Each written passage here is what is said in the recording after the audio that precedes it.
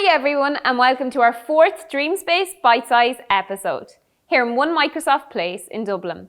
My name is Niamh. And I'm Michael. Last episode we learned all about how to focus on the important details and using this skill to create pixel shapes and pixel characters of ourselves. And today we're actually going to be looking at algorithms in order to solve problems in our favourite stories. But before we do that, Niamh, we're actually going to ask you a quick question. When do we follow instructions? Now is a good time to pause and discuss this at home or in your classroom.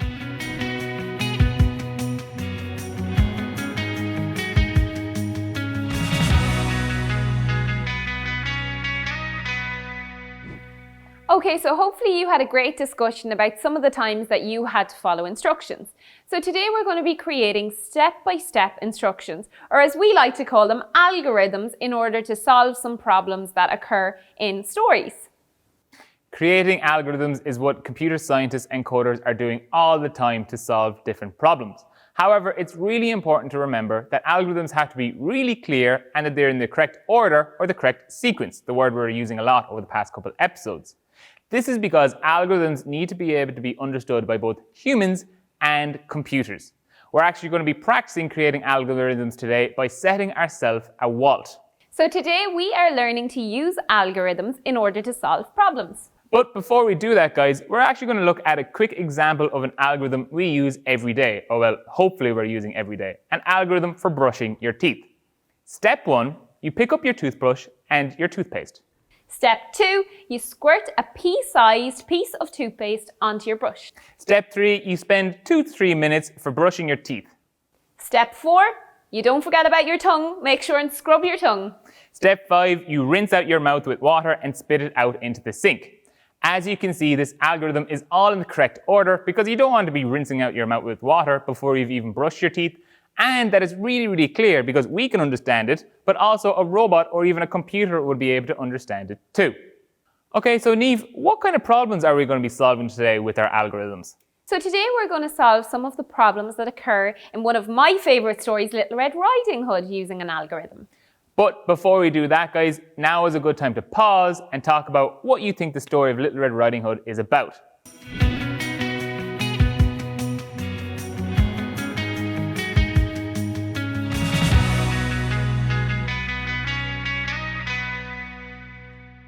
Okay, so hopefully now you've had a good discussion about the story of Little Red Riding Hood and maybe you remembered some details of it. But just to refresh your memory, it's all about a little girl with a red hood traveling through a forest with muffins to deliver them to her grandmother's house.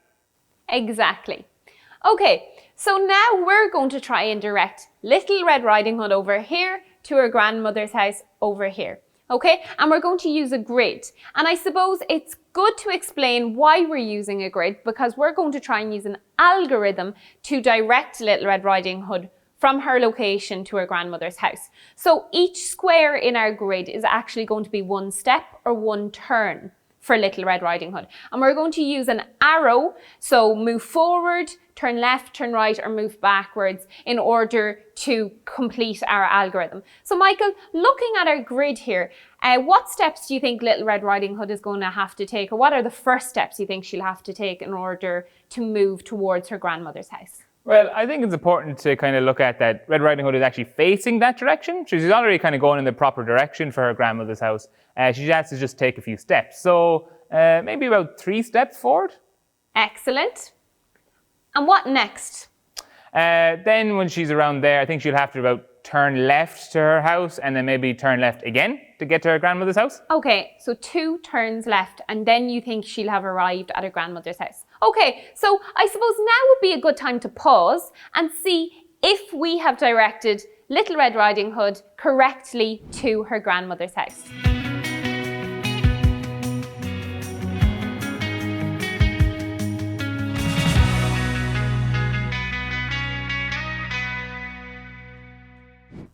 Okay, hopefully you've had a good discussion about whether our algorithm is going to work, but let's test it out, Niamh. Okay? Sounds good. So Little Red Riding Hood is going to take 3 steps forward. She's going to turn left. And our final step, she's going to turn left again. Uh-oh.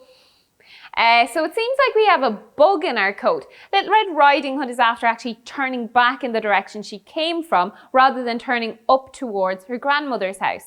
And I suppose a bug means we have a mistake in our code. So that means we're going to have to go back to the drawing board and we're going to have to look and see how we can fix our bug and improve on our code. So I think the mistake lay in our very last step. So when we turned left the final time. So I think we need to change that step to maybe move forward one step. So move forward 3 steps, turn left, and then move forward 1 step. I think that might get Little Red Riding Hood to her grandmother's house. What do you think, Michael? Yeah, sounds good. Let's test it out. We've changed our last step. We've corrected the bug in our algorithm or in our code. And it's as well, Niamh, it's important to remember that bugs are okay to find in your code or your algorithms. It helps us improve every time, and computer scientists and coders are always finding bugs in algorithms, so don't worry about it. So let's test it out. Little Red Riding Hood is going to move forward 3 times, just like she did last time. She's going to turn left, but this time she's actually going to move forward, and hooray, she's gotten to her grandmother's house. Now we have another problem on our hands. We're going to try and get Little Red Riding Hood from her location on this grid down to her grandmother's house. However, we've an obstacle in our way. There's a tree blocking us, okay? So let's try and bring this to life and use our very own grid here in DreamSpace. As you can see, we're after bringing our problem to life. Michael is going to be Little Red Riding Hood, and he's also going to be our robot, whereas I'm going to be the coder and I'm going to write the algorithm that our robot's going to need to follow in order to get to the house. Okay? However, now would be a good time to pause and write out the algorithm that you think would guide Michael to the house.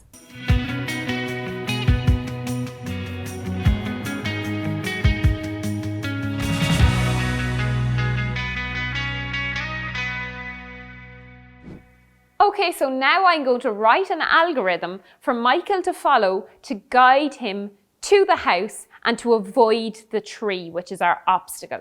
Okay, so I think Michael is going to need to move forward 3 steps. So that's going to be the first part of our algorithm.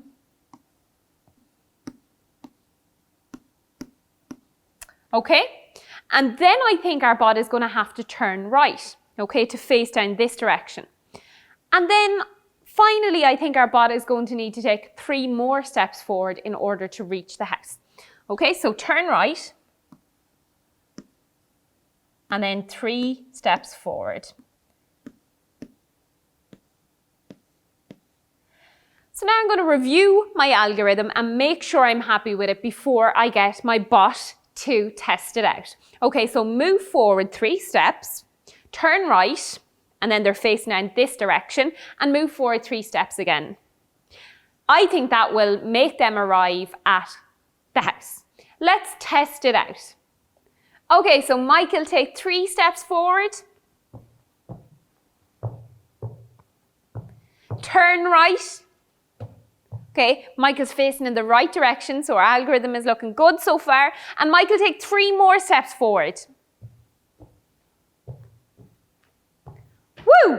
Our algorithm works. So we have instructed Michael, our bot, and guided him from his location on the grid to the house. Now that I'm back, Niamh, I think it's time to review our episode. Great idea. So we used lots of different skills today. However, Michael, what skill do you feel you used most today? The main skill we were looking at was creating step-by-step instructions, what we like to call algorithms.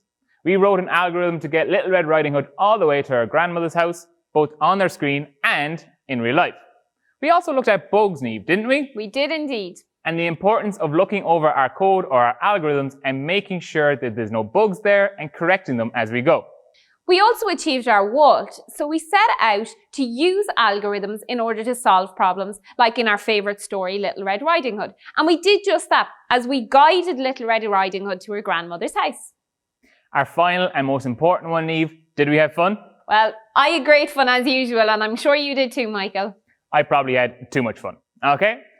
This week's activity, guys, is all about you solving problems with algorithms, whether it be about Little Red Riding Hood or going out, making a grid just like we did and solving problems in your favourite stories too. All you need to do is go to aka.ms/DSByteSize for everything you need to follow along with us for both this episode and all the rest of our episodes. Thank you so much for joining us today. We hope you have great fun creating your own algorithms to solve problems in your own stories. And we hope to see you in our next episode as we learn to code all about ourselves. Bye! Bye!